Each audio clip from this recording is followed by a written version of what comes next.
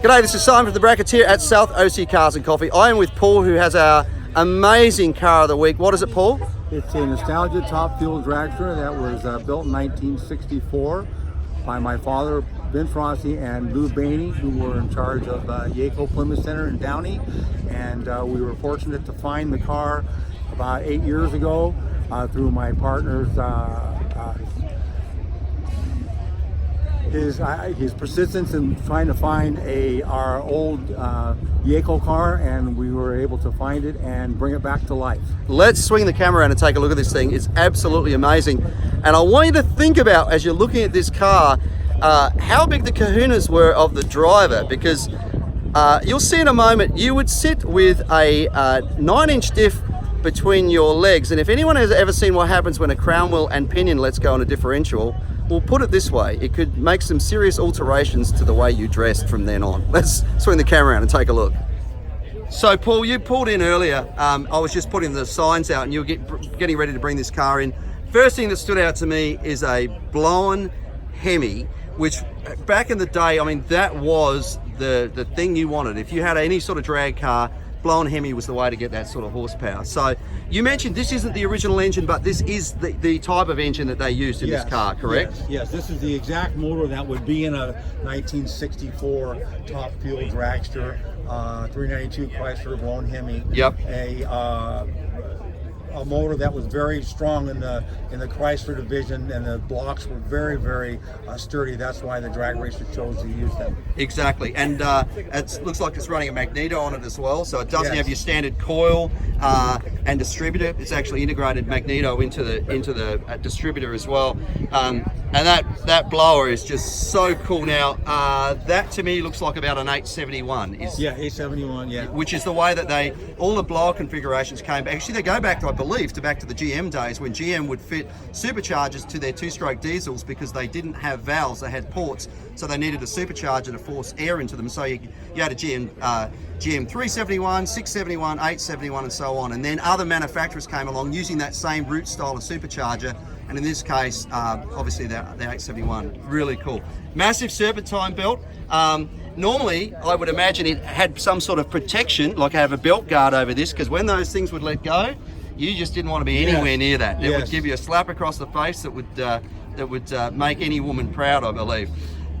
What else can you tell us about the motor and in fact about the car in general? Well, the car was built by Woody Gilmore, who was a real innovator in those days. And what's special about this car, Woody thought that the car could do a better job of getting traction if the frame rails would separate as it was going down the track. Really? So what he came about was he put saddles on the frame rail. Instead of having these all welded right through the frame rail, he put a saddle on it so it would try to separate when it was going down the track to get more traction to the rear end. Almost working as a ladder bar, and transferring that separation was in order to transfer more of the weight back onto the rear of the car as opposed to trying to lift the front wheels off the ground. But good ideas do happen and good ideas need to change, and it just didn't work the way that he thought it would. So we were having trouble with the car getting good traction. It wasn't running the proper ET we wanted it to run.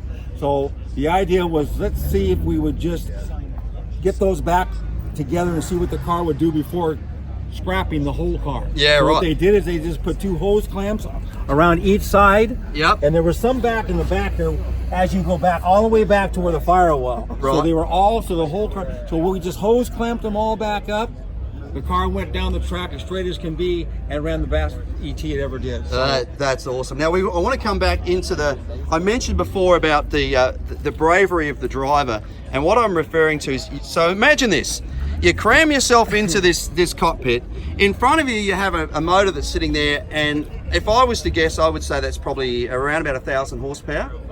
The motor, how much? This one is 2,000. It's two. The one that we ran actually in 1964 was 1,300. Right. Okay. Which for that class is But here's the thing I want you to notice. So not only If you have a failure with a supercharger, in fact, you can Google this, and this one's not strapped. Most funny cars these days, they'll run a strap over the supercharger, because if something goes wrong, that supercharger will literally break all of those, shear off all those bolts, and go into the air. And if that's coming backwards, you can see where it's coming. It's coming back into this area. But the thing I want you to look at is sitting between the driver's legs. That's right, between the driver's legs is the differential. And if anything goes wrong, it could be rather catastrophic. I also, anybody who's watched drag racing will see how these tires actually expand in size when you do a burnout. So that's literally right by your head. So your head's sitting right back here, and then these massive tires. So I don't know, I consider myself to be a reasonably brave sort of a guy, but you couldn't pay me enough to sit in there and put 2,000 horsepower to the ground. There's something about self-preservation that wouldn't allow me to do it.